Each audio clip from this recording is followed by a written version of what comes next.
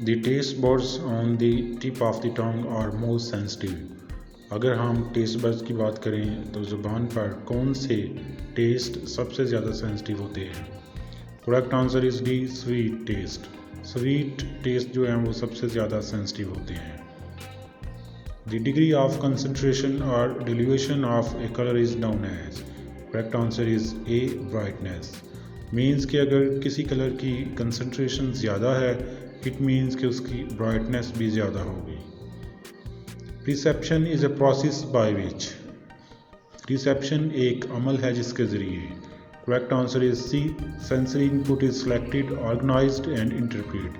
जिसमें जो sensory inputs हैं वो सिलेक्ट की जाती हैं, ऑर्गेनाइज की जाती हैं और उनको इंटरप्रेट किया जाता है। The ability of focus on stimuli in which we are interested while resisting distracting stimuli is called. हमारे एक ख़ास स्टिमुलाई पर फोकस करने की एबिलिटी जब कि हमें कोई डिस्ट्रैक्टिंग स्टिमुलाई जो है वो रेजिस्ट कर रहा हो उसको हम कहते हैं। Correct answer is C, selective attention. Selective attention is a process of focusing on a particular object in the environment of a certain period of time. एक ख़ास पीरियड ऑफ टाइम के लिए किसी ख़ास जो है ऑब्जेक्ट पर फोकस करने को हम कहते हैं select. Which of the following sensory system involves the ganglion cells and ciliary muscles? इनमें से कौन सा सेंसरी सिस्टम जो है वो गैंग्लियन और सिलरी मसल्स में इन्वॉल्व है? Correct answer is C, visual. हमारी जो आँख के मसल्स हैं वो गैंग्लियन और सिलरी मसल्स में अटैच होते हैं। The theory of selective intention was proposed by. Theory of selective intention किसने पेश की? Correct answer is C, Broadbent. Broadbent ने थ्योरी ऑफ सेलेक्टिव इंटेंशन पेश की।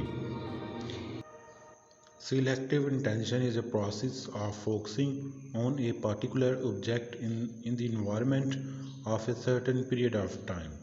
एक ख़ास पीरियड ऑफ टाइम के लिए किसी ख़ास जो है ऑब्जेक्ट पर फोकस करने को हम कहते हैं selective intention. The cue of accommodation is especially effective for. Cue of accommodation किसके लिए effective है? Correct answer is A, long distance. Cue of accommodation especially long distance के लिए effective होती है। What can occur if a person believes that a connection exists between an act and its consequences when there is no relationship between the two? क्या होगा अगर एक शख्स ये यकीन करे कि किसी अमल और इसके नताइज के दरमियान कोई ताल्लुक़ है जबकि हकीकत में इन दोनों के दरमियान कोई रिलेशनशिप ना हो?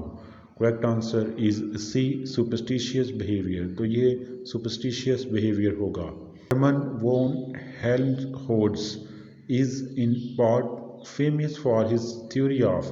Correct answer is A, colour blindness. वो कलर ब्लाइंडनेस की थ्योरी की वजह से फेमस था। Which of the following is not Gestalt law of organization? इनमें से कौन सा Gestalt law of organization नहीं है? Correct answer is D, all of above. ये तमाम की तमाम Gestalt law of organization नहीं है। In listening to conversations simultaneously, it is possible to attend to one and ignore the other if it differ in. Correct answer is D, pitch. अगर हम दो individuals की कन्वर्सेशन को सुन रहे हैं तो ये इम्कान है कि हम उनमें से एक को इग्नोर कर दें अगर उनकी पिच जो है वो डिफरेंट होगी। Optical illusion result from distortion in. Correct answer is C, perception.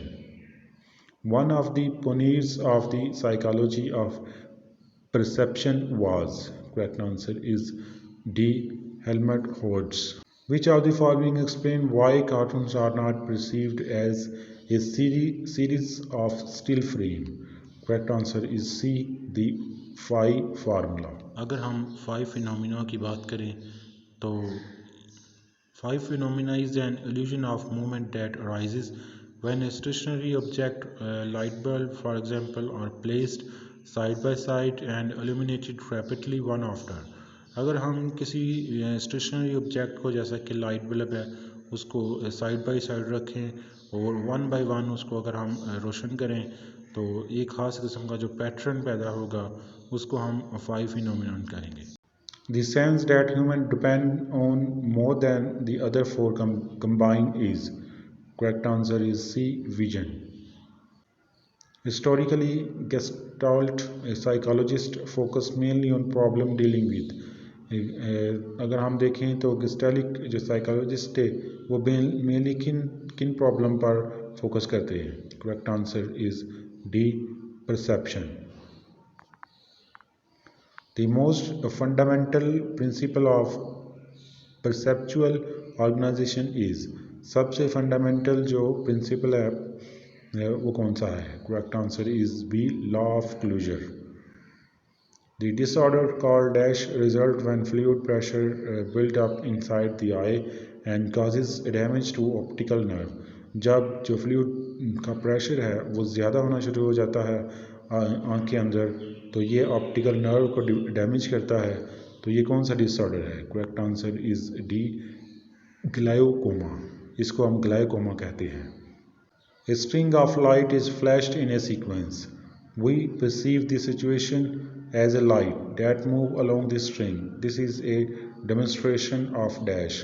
Correct answer is C. The 5 phenomena.